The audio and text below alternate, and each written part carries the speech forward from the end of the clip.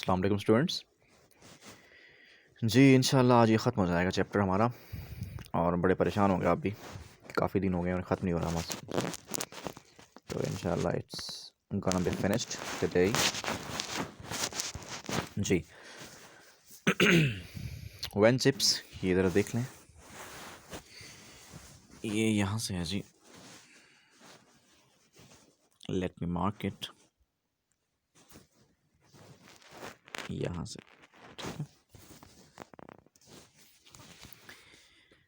When Chips remembered things like this, he often felt that he would write them down and make a book of them.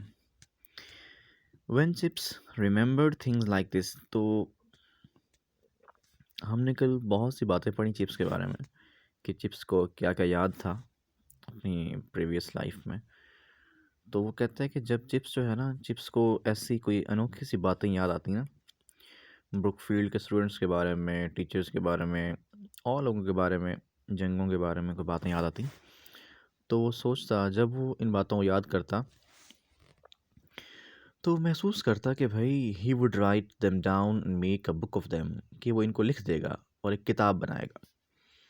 And during this his years eight Mrs wickets, और वो तमाम साल, उन तमाम सालों के दौरान जो साल उसने मिसेस विकेट के घर पे गुजारे, he sometimes went even so far, वो बाद वक़ात इस हद तक चला गया, so far as to make desultory notes in an exercise book, कि भाई उसने जो है ना एक एक्सरसाइज बुक में, एक कॉपी में कुछ डिजल्ट्री नोट्स, कुछ बेतरतीब से, कुछ बेहंगम से, यानी रैंडम, ठीक है, रैंडम, डिजल्ट्री मतलब रैंडम, या फिर हैफजर्ड, या फिर डिसऑर्गेनाइज्ड, या अनप्लान्ड, ठीक है। तो उसने, वो कहता है ही जब वो, जिन सालों में वो मिसेस विकेट के घर पे था, उसने, वो इस हद तक चला गया कि उसने अपनी एक किताब, एक कॉपी में, एक एक्सरसाइज बुक में उसने कुछ डिजल्ट्री नोट्स बना डाले। उसने कुछ बेतरतीब नोट्स बनाए। नोट्स मतलब किस चीज़ के, यानी वो अपनी तमाम जो यादें हैं, उन यादों को लिखना चाह रहा था ना, तो उसने फिर उनके, एक दफ़ा उसने नोट्स बनाए भी सही अपनी यादों के, अपनी तमाम कहानी के, ब्रुकफील्ड के ज़माने के, ठीक है, कि मैं अपनी जो सारी मेरी ज़िंदगी है उसको मैं लिख डालूँ। ये ना, जब जब कोई आदमी, कोई लिखारी, ठीक है, जब कोई लिखारी अपनी ज़िंदगी के बारे में ख़ुद लिखता है, कोई भी आदमी जब अपनी लाइफ के बारे में ख़ुद कोई कुछ राइटिंग पेश करे, या कोई कोई किताब ख़ुद लिखे, ठीक है, तो उसे हम क्या बोलते हैं? उसे हम बोलते हैं ऑटो बायोग्राफी। बात समझ आ रही? ऑटो यानी बायोग्राफी बोलते हैं सवाने, ये बायोग्राफी ज़िंदगी के बारे में। तो जब भी कोई आदमी अपनी ही लाइफ के बारे में ख़ुद लिखता है ना, यानी फॉर एग्ज़ाम्पल आपने अपनी ही लाइफ के बारे में ख़ुद कोई किताब लिख दी, तो जो किताब है वो क्या होगी आपकी? ऑटोबायोग्राफी। लेकिन ऐसे ही कोई शख्स जो है, फॉर एग्ज़ाम्पल अब किसी आदमी ने किसी और की लाइफ के बारे में कुछ लिख दिया, किसी शख्स ने, किसी और बंदे ने किसी और बंदे की ज़िंदगी के बारे में लिखा, तो वो होगी बायोग्राफी, जस्ट बायोग्राफी, ठीक है। यानी जब किसी शख्स की ज़िंदगी के बारे में कोई और लिखता है तो उसे हम बोलते हैं बायोग्राफी। लेकिन जब किसी की ज़िंदगी के बारे में कोई शख्स ख़ुद लिखता है, अपने आप लिखता है अपनी ज़िंदगी के बारे में, यानी कोई लिखने वाला बंदा अपनी ही लाइफ के बारे में ख़ुद लिख रहा होता है, उसे बोलते हैं हम ऑटोबायोग्राफी। और जब कोई शख्स, कोई और आदमी किसी और की लाइफ के बारे में लिखता है, इसे बोलते हैं बायोग्राफी। ओके जी। तो चिप्स ने अपनी ज़िंदगी के बारे में कुछ नोट्स बनाए भी थे, but he was soon brought up against difficulties, लेकिन उसे फिर जल्द ही बहुत सारे मसाइल मुश्किलात का सामना करना पड़ा। The chief one being that, उनमें सबसे बड़ी मुश्किल ये थी, राइटिंग टायर्ड हिम, ये लिखने का अमल उसको थका देता बहुत, वो थक जाता लिखने से ना, बोथ मेंटली एंड फिजिकली, दिमागी और जिस्मानी तौर पर। somehow too his recollections lost much of their flavor when they were written down. और किसी न किसी तरह उसकी जो यादें थीं, जो रिकलेक्शंस थीं, जो मेमोरीज थीं, वो अपना lost much of their flavour, वो अपना बहुत सारा जायका, अपनी खूबसूरती खो देती when they were written down, जब उनको लिखा जाता।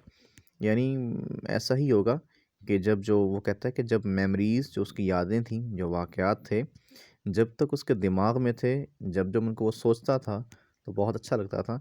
जैसे ही वो यादें लिख दी गईं, उन्हें पेज पे उतारा गया, तो लगता था कि वो यादें जो है ना, अपना टेस्ट, अपना फ्लेवर खो चुकी हैं। That story about Rushton and the sack of potatoes for instance. अब वो कहता है कि फ़र्ज़ करें आप यही जो रुस्टन था, इसकी कहानी ले लें आप, और जो आलूओं वाला वाक़या है, सैक ऑफ पोटैटोज़, आलूओं की बोरी का वाक़या, उसको ही ले लें आप। It would seem quite time in print. वो कहते हैं इन प्रिंट, यानी जब इन तमाम वाक़यात को लिखा गया, इट वुड सीम क्वाइट टेम, ये बहुत फीके लगे, ये सारे वाक़यात बहुत फीके फीके लगते थे, टेम, बड़े ड्रैब से, डल से, कलरलेस। लेकिन हकीकत में क्या था? बट लॉर्ड, लेकिन खुदाया, how funny it had been, लेकिन ये एट द टाइम, लेकिन उस वक्त में ये कितना फ़नी था ये वाक़या, जब ये पेश आया था, और जब लिखा गया तो ये अपनी जो है अपना कलर, अपनी चार्म खो चुका था। It was funny to remember it. वो कहता है अब इस वाक़े को याद करना भी बहुत फ़नी था, बहुत मज़ाहिया था। Though perhaps if you didn't remember Rushton, and who would anyway after all those years. वो कहते हैं फिर, लेकिन ये शायद ना वो मिस विकेट से कह रहा है, ये हमसे कह रहा है writer. Though perhaps if you didn't remember Rushton, and who would, शायद आपको याद ना हो, शायद आपको रिस्टन भी याद ना हो, and who would anyway after all those years. वो कहते हैं हाँ, जाहिर सी बात है भाई, who would, कौन याद करेगा रिस्टन को, anyway, बहरहाल, after all those years, इतने सालों के बाद, यानी उन तमाम सालों के बाद भाई रिस्टन को आखिर कौन याद करेगा। It was such a long time ago, ये बहुत अर्सा पहले की बात है। Mrs Wickett, did you ever know a fellow named Rushton? Mrs Wickett, क्या आपको कभी एक रस्टन नाम का आदमी याद था? फिर वो उसने कहा, चिप्स ने खुद कहा, before your time I dare say, dare बड़े बोलते हैं जुरत करना, डेयर, आई डेयर से, मैं ये कहने की जुरत करता हूँ, बिफोर योर टाइम, वो आपके ज़माने से पहले का था, तो फिर आप कैसे जानेंगे उसे। यानी उसने, चिप्स साहब ने पूछ भी लिया हमसे विकेट से, और पूछने के बाद क्या है, ये भी कह दिया कि मुझे यकीन है, मैं बड़ी जुर्रत से कहूँगा कि वो तो आपके ज़माने से पहले का था। और फिर बताया कि went to Burma in some government job, कि वो किसी गवर्नमेंट जॉब के हवाले से, सरकारी जॉब के हवाले से, सरकारी नौकरी के हवाले से वो बर्मा चला गया था। और वॉज इट बॉर्नियो, या फिर Borneo. Very funny fellow Roston बहुत फ़नी फेलो था, बहुत मज़ाहिया किरदार था, आदमी था, शख्स था। फेलो मतलब आदमी, individual, person, man, chap. Okay, there was and there he was, और फिर वो था, और वो चिप्स जो है, देयर ही वाज, और वो चिप्स था, dreaming again before the fire, आग के सामने बैठ के सोचता रहता, ख्वाब देखता रहता, dreaming of times and incidents in which he alone and could make secret interest। तो वो उन वक्तों के ख्वाब देखता, एंड इंसिडेंट्स और वाक़यात के, in which he alone could take secret interest, यानी वो उन तमाम वाक़यात और उन तमाम ज़मानों के ख्वाब देखता। ड्रीम मतलब ख्वाबों में खो जाना, याद करना, टू रिमेंबर, टू रिकलेक्ट, तो in which he alone could take secret interest, जिसमें सिर्फ चिप्स अकेला सीक्रेट इंटरेस्ट, बड़ा छुपा हुआ, बड़ा मुख्फी सा, यानी चिप्स को जो है ना इन तमाम वाक़यात में सिर्फ चिप्स को ही बड़ा मख्फी सा इंटरेस्ट था, दिलचस्पी थी उन तमाम वाक़यात में। वो अकेला इनमें दिलचस्पी लेता, यानी चुपके से बैठा रहता और अकेला खुद सोचता रहता। फनी एंड सैड, बहुत मज़ाहिया और दुख भरा, कॉमिक हंसी दिलाने वाला, एंड ट्रैजिक और गमगीन सा। दे ऑल, यानी वो सारे वाक़यात कुछ में कुछ फ़नी भी थे, कुछ बड़े दुखी भी थे वाक़यात। So they all mixed up in his mind, वो सारे उसके दिमाग में मिक्स हो गए थे। एंड समडे, और किसी दिन, हाउएवर हार्ड इट प्रूव्ड, जितना भी मुश्किल हुआ, he would sort them out, वो उन्हें सॉर्ट आउट बोलते हैं अरेंज करना, तरतीब देना। And make a book of them, यानी वो उनको तरतीब देगा और उनसे एक बुक बनाएगा। तो चिप्स ने कहा भी वो कि वो लाजमी, हाउएवर हार्ड इट प्रूव्ड, चाहे जितना मर्जी मुश्किल साबित हुआ, मैं इनको तरतीब दूंगा और एक बुक बनाऊंगा। सो सॉर्ट आउट मतलब अरेंज। ओके हो गया जी। तो ये इंशाल्लाह कल का चैप्टर बहुत आसान है हमारा, चैप्टर 8, इसे इंशाल्लाह मैं पूरा पढ़ दूंगा, ठीक है। उसके बाद फिर देखा जाएगा, नेक्स्ट थोड़ा सा लेंथी है। और ये क्वेश्चन मैं आपको कुछ मार्क करवा देता हूँ, ठीक है, ये आप लाजमी कर लेंगे। क्वेश्चन 67 किया करें बेटा, बहुत ज़रूरी है।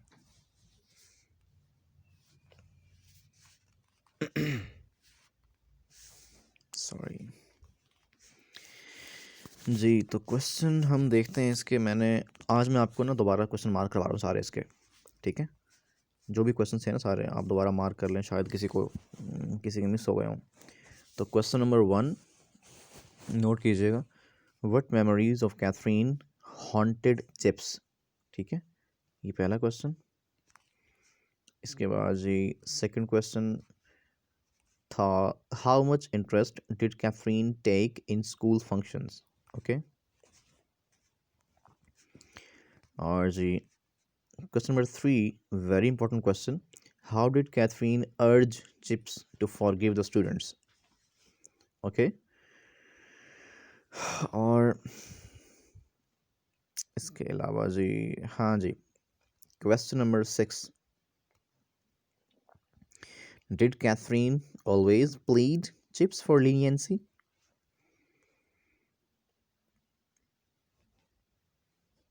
और इसके अलावा है, हाँ जी हाँ जी हाँ जी, क्वेश्चन नंबर 8 है, what did Chips remember about Dunster and ऑग्लिवी।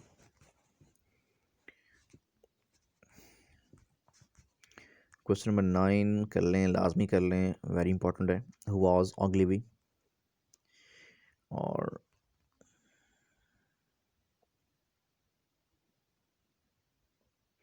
ये जो है ना, ये जो लफ्ज़ है कोयर मास्टर, कोयर बोलते हैं जो होते हैं ना गाने वाले, ठीक है, उनके ग्रुप को बोलते हैं कोयर, जिन्हें ताइफे लिखा हुआ है, ताइफे। तो ये कोयर मास्टर था जो ताइफों को यानी कोयर को गाना सिखाता था, ठीक है, ओग्लिवी। और ये 10वां सवाल शॉर्ट सा है, ये लाजमी कर लें आप, what was the name of old fifth form room. हाँ, तो ये 11वां सवाल बहुत इंपॉर्टेंट है, एग्ज़ाम में आता है आपके ये, did chips start to write down his memories. और एक और भी था इसका क्वेश्चन इस तरह का,